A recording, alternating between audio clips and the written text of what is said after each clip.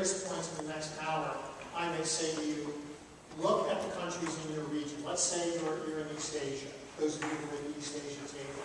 I may say to you, look at the countries in your region and tell me which ones are the most food secure and the least food secure.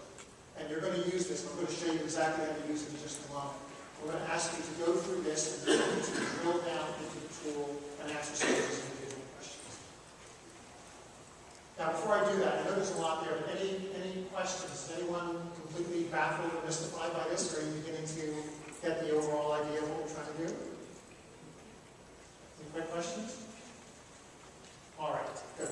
Let me spend just 5 more minutes showing you, I'm going to show you now, live on the screen here, a version of the tool that you have on your laptops. So I'm going to basically take you through what you have in front of you, so that when I start posing some questions and ask you to come up with answers, you'll at least have a little bit of a primer on how to use this. I'm just going to take this off the screen.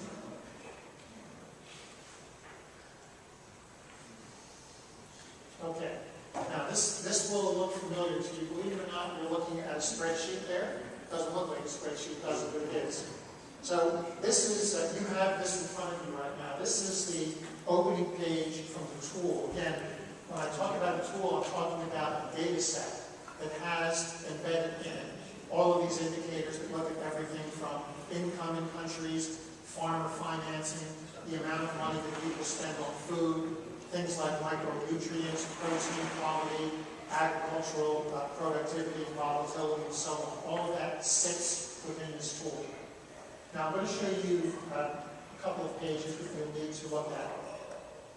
And again, try to remember some of this because you'll be looking at just a moment. These are the overall rankings in the model. I'm going to use the word model occasionally. A model is the same thing as a tool. It's just these set of spreadsheets that hold all of this information. In the left-hand side there, the one with the dark blue bar at the top, those are the overall rankings. I think I don't have over-biased this side of the room. So you can see there that when we rank these countries on the basis of these indicators, these food security measures, you can see that the United States turned out to be the most overall food secure country in the world, and you can see them moving all the way down. So Greece is number 18, Hungary is number 25, and so on. What you see in the other 3 columns are those 3 big buckets of food security that we talked about before. So affordability, can you buy it? Do you have the income to buy it? Availability, and then quality and safety. And so the countries are not just rated and ranked on the basis of overall food security, but they're also rated and ranked on how they fare in each one of the individual categories. So you can see here now, it's not just a question of us attaching one number to a country and leaving it at that. You can break it down and look at individual areas. And I'm just going to show you here, again, this is all, you'll have access to all this as well, but it's very easy to scroll down here. So if you want to see what's further down the list, you see as I go down, there are a large number of countries here, all the way down to those at the bottom. Leo, we have just a few questions here. Sure, please go ahead. What do you suggest we use as a measure of variation if we want to compare across countries? Is there a way you can statistically determine if they're different? Yeah, absolutely. So thank you, because you're anticipating my next couple of questions. Sure. Let me take you through this very quickly. So, to start, now there's a lot of countries there, aren't there? It's a bit of a handful to get through all that. You may notice at the very, very top of the screen, look at the top, you'll see there are 3 boxes up there. Those are just nice drop-down boxes that will help you to sort the information. I'm going to come to your question in just a moment. So, for example, you notice that Brazil is highlighted in sort of orange there at the bottom of the screen. That's because up here at the top, we chose Brazil. But if we chose another country, like just say Canada, for example, you see it helps you find an individual country. So you don't have to worry about sorting through 105 of these countries. If you want to find a particular country, if you think that's one you want to look at, you can just use that first drop-down box at the top. But I mentioned earlier that you're all sitting in regions. So some of you are in South Asia, some of you are in the Middle East and North Africa. If you just want to see the countries in your region, At the moment, we're looking at all countries, but let's say we just want to look at countries in Latin America. You choose that, and it will refine that for you and just show you the countries that are in Latin America. So later on now, I'm sort of giving away one of the first questions I'm going to ask you, but later on, if I ask you to talk about which countries are doing well in a particular region, that's one way that you can look at that. Put this back on all countries for a moment. It's also possible here, too, to look at what we're going to call indicator ranking. Remember I mentioned to you we had this pyramid with food security at the top, categories, and then indicators at the bottom. All of the indicators that we're looking at are listed there on the left. So things like income, farmer financing, diet diversification, productivity, and so on. This allows you to choose any one of those indicators and see how the country is rated.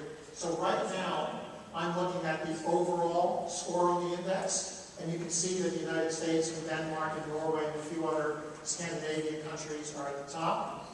But if we wanted to look, for example, at, say, diet diversification, you can see where I'm clicking on that here on the side. What that tells you is the countries automatically re-rank, and you can see which countries do best and which ones do worse. So again, it allows you to keep going down further to see how countries are doing, not just overall, but how they're doing across any of the individual indicators.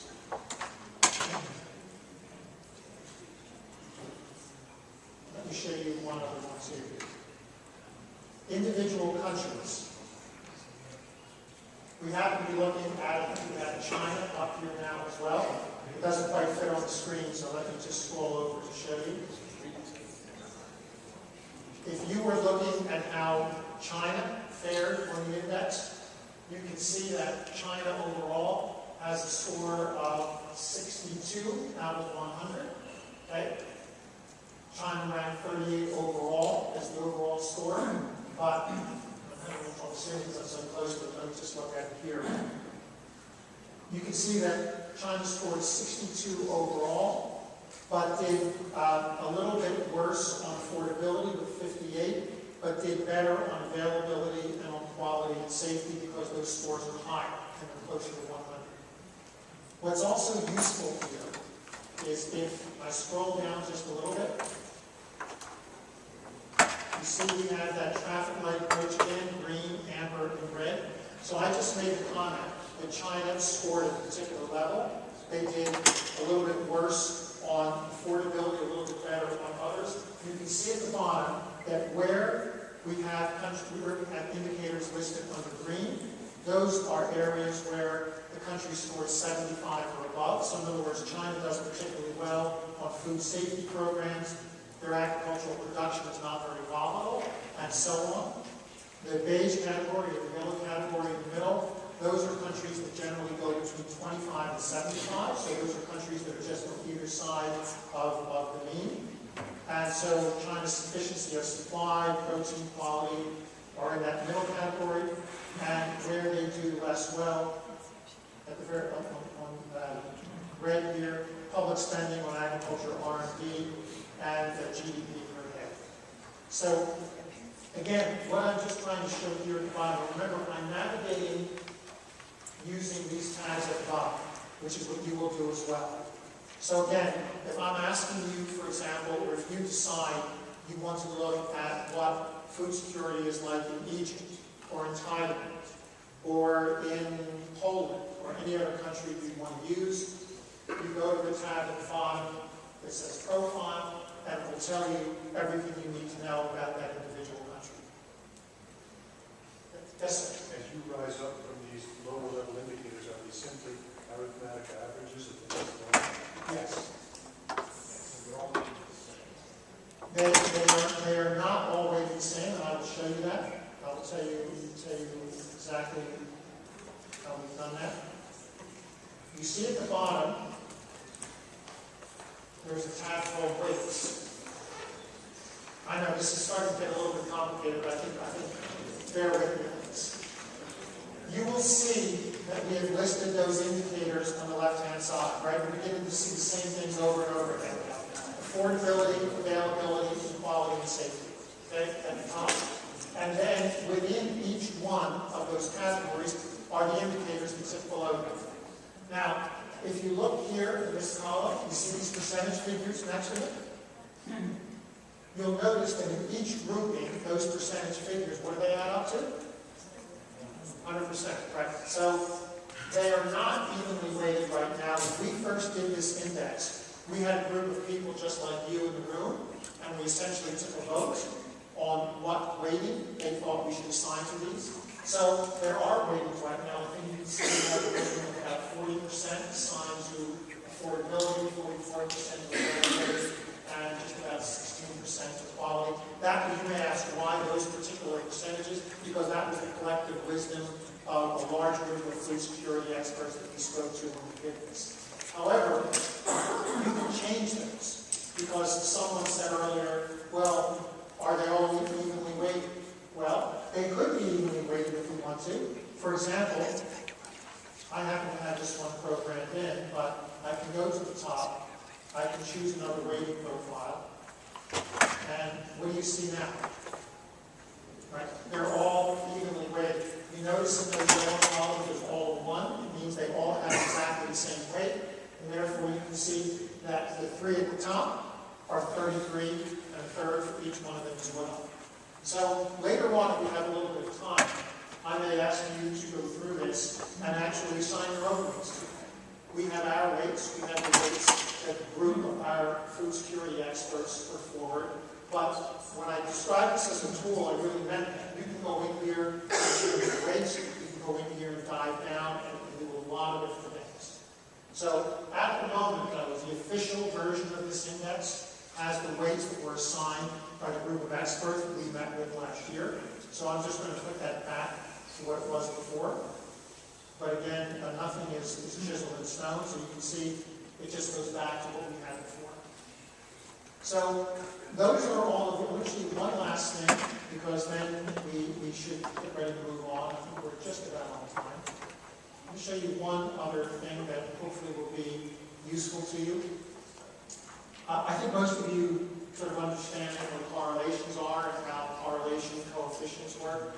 Essentially, sort of put it in simple terms, we're looking at the relationship between two different elements, to what extent they move together or do not move together. So really, by looking at correlations between two items, again, correlation doesn't mean one is causing the other, but it does show a relationship or similarity between the two of them. This index allows you to look at the relationship between any two elements within the index to see whether they track, to see whether they have some relationship.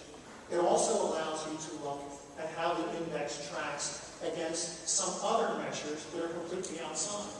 So, for example, you may say, what's the relationship between food security to, say, democracy, for example? Are countries that are more democratic more food secure? We've built some of that into this tool, and you can actually look at that.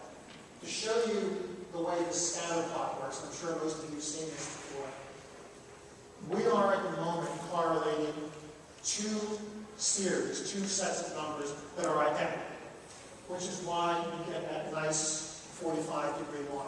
So it's a correlation. I'm sure most of you know correlations work between 0 and 1, and then scale in between. So in this particular case, you see we have two boxes on the left. We're correlating the overall score against the overall score.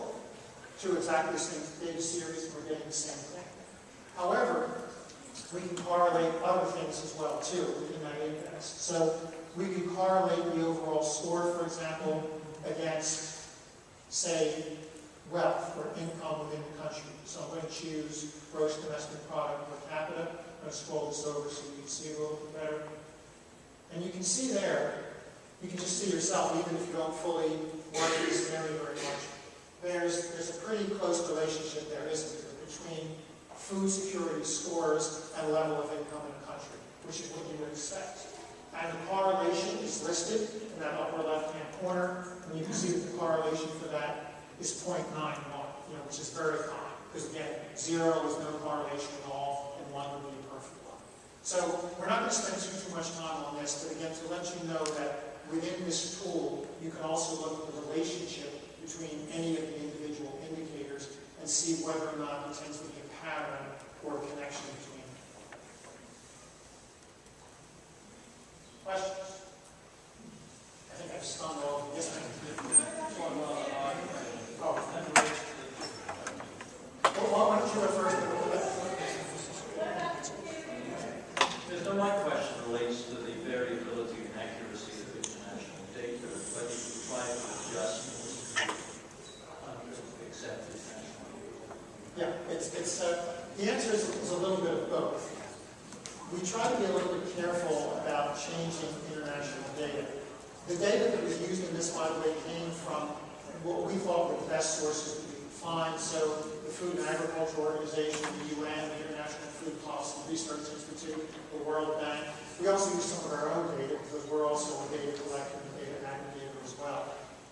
We generally did not change, if the UN, for example, the Food and Agriculture Organization published a particular piece of data, we generally did not take it upon ourselves to just arbitrarily change that unless we had a very good reason for doing that, which in most cases we did. So what we did is, if we looked at a particular data set and we did not think it looked very reliable and very trustworthy, in other words, if it didn't pass a common sense test, or if the data was very old, or if the organization releasing the data had a lot of its own red flags around that, we tended not to use that data. That's one reason, by the way, we only looked at 105 countries. There are well over 200 countries in the world. So to answer your question, we tended to exclude data from sources that we didn't feel reliable. So that's basically, in a few cases we adjusted it or we thought there might have been errors, but we tried not to be too presumptuous. I'm sorry, man, we're going to come back to you. Leo, I think our question was about the compare tab.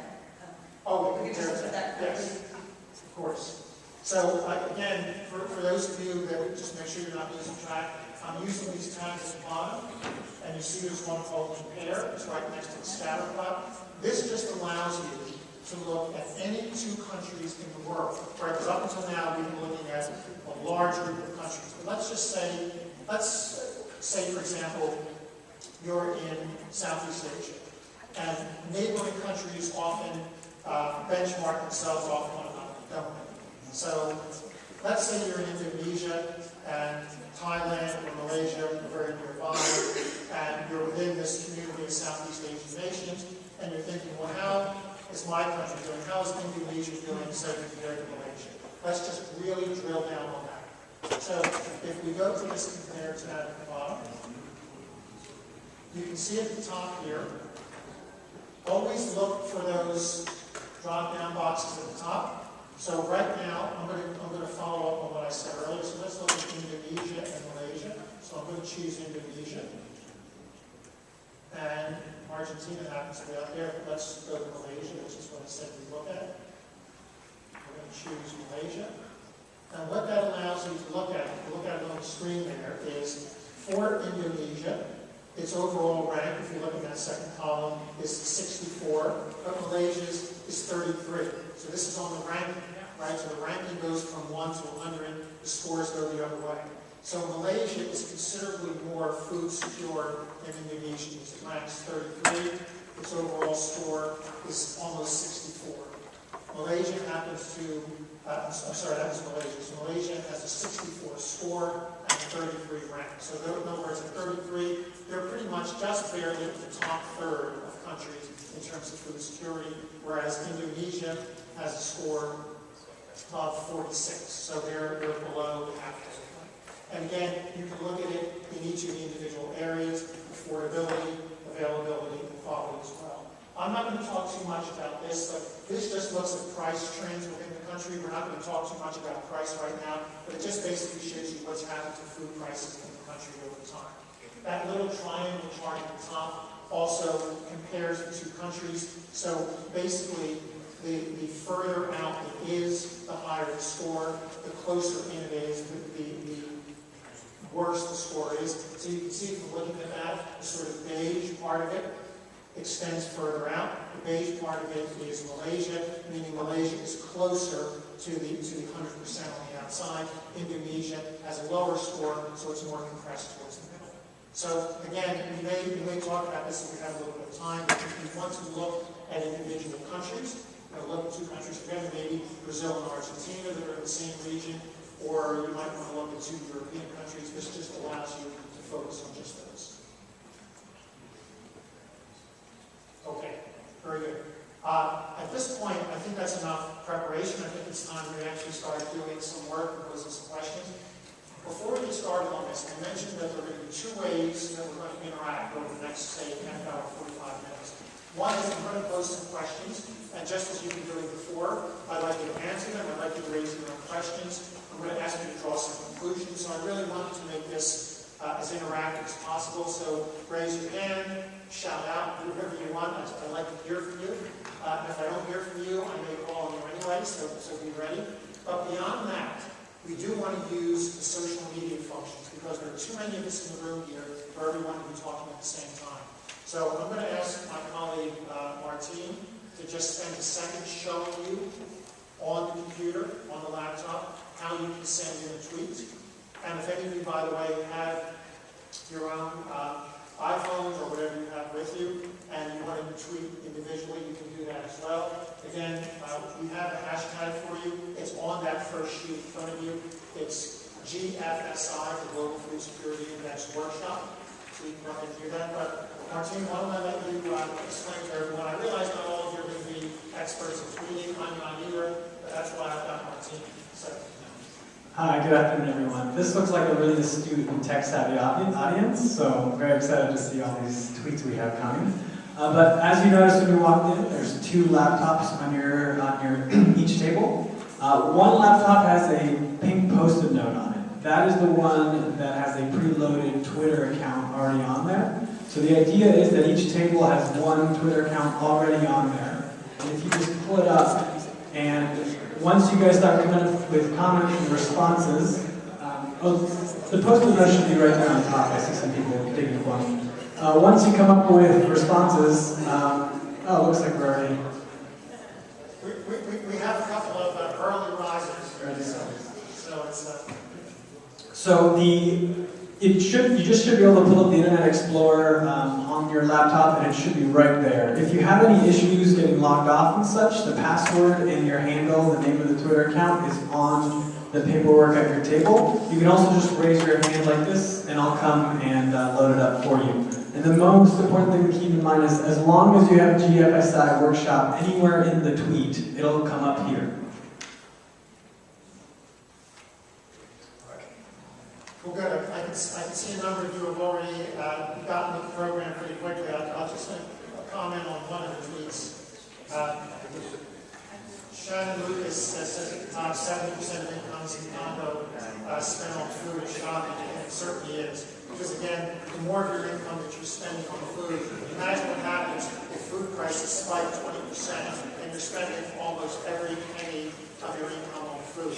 That's why, among other reasons, that's why it's especially devastating when you have giant jumps in commodity food prices, world food prices, in a country that has, where most people are spending most of their income, almost every single thing they have on food.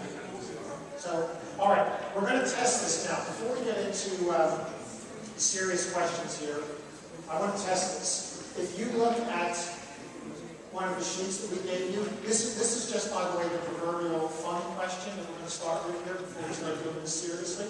So the first question that we're going to ask is, within your region, all right, remember, you're all sitting in a particular region. We're going to ask which country in your region imports the most hamburgers every year. Okay, imports. Now, this is actually true data. We do have figures from the UN on how much every country imports of everything. So we do know what that is. It's not just the National Security Agency that's spying on you. It's that the trade authorities are spying on them as well, too. So here's what I want you to respond to.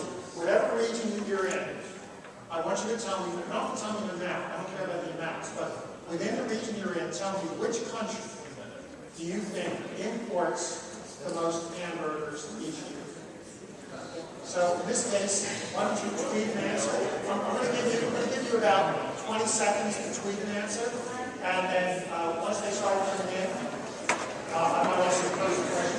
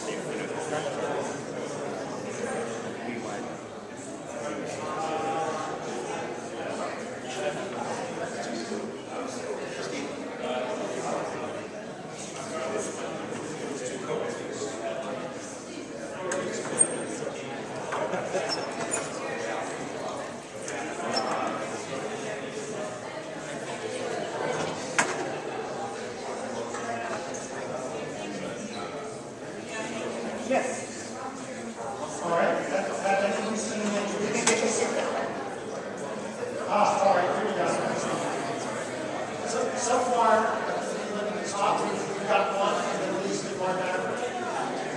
Only one. Well, we're going to more than one table.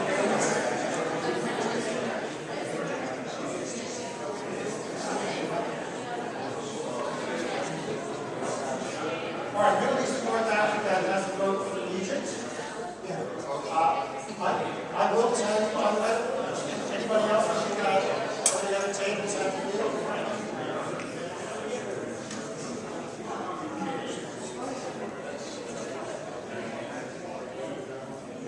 Anyone else struggling with the tweaks or not?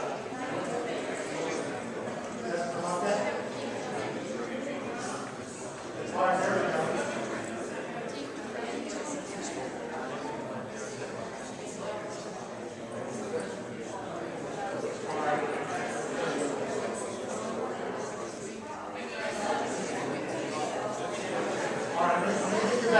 Seconds to say that, if not, we'll start moving on. The tweets are coming in, we're still far. So you tweeted what you said the country again? All right, so. Are you good? Oh, all right. Martine, could you help me stay over here? All right, I'm going to, let's not over, all right, let me get some call out. So the Middle East and North Africa, they will say Egypt. Any other thoughts on Middle East and North Africa?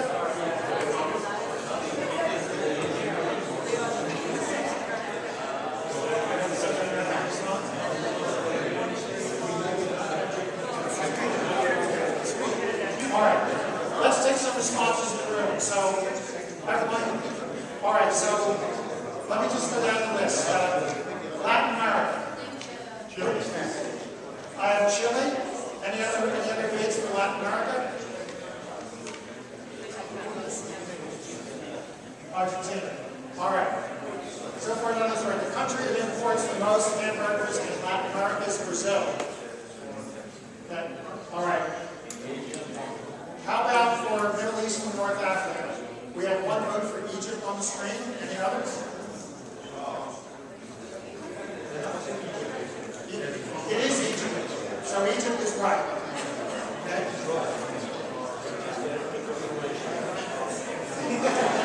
Sometimes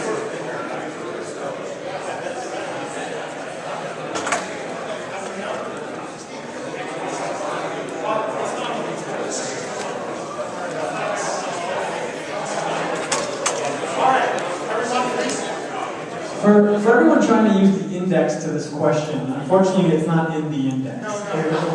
This is just to get, the blood flowing a little bit. This was the fun question. You're not supposed to think about this here. All right. Let me just wrap this up. Yes, everyone, just just a moment. So this was just a fun question. This is not in the tool. The tool definitely, it's not a hamburger tool. It's pure. All right, let me just answer this question. So, in Latin America, just so that you know, so I don't leave you hanging, Brazil imports the most hamburgers in Latin America. In Europe and Central Asia, it's Italy, which I suspect no one probably got. For MENA region, Middle East and North Africa, it is Egypt. Several of you got that. In Sub-Saharan Africa, it is South Africa. In South Asia, it's Pakistan. All right. And in East Asia, it's Japan. All right. And North America, well, look, there's only two countries in North America, the U.S. and Canada, and if you didn't get that one right, all right. All right. Everyone, this was just meant to get you used to it. All right, let's start now. I want to start now and actually start using the tool on your screens. That was mostly just a get used to Twitter exercise. So I think right now you're either used to Twitter or you're not, and we've gone as far as we can go with that. So now I want you to start using the tool on your screens to start answering some more serious questions. So we're past the test phase right now. So for whichever reason you're in, all right, I'd like you to tell me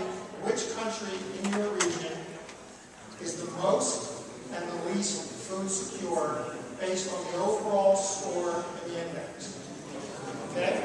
So in your region, which country ranks highest and which ranks lowest? Testing. Don't worry about the data with me. Worry about the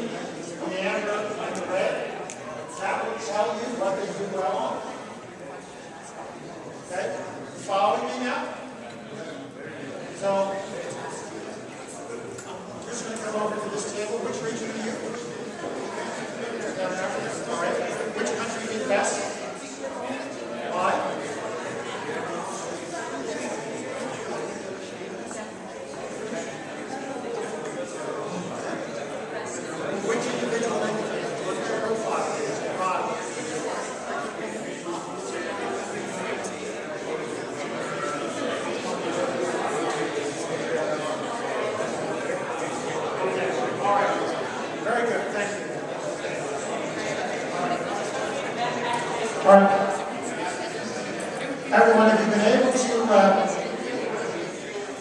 you've been able to find that now, right? So on your table, which region are you? Middle East, so Israel, I think, did the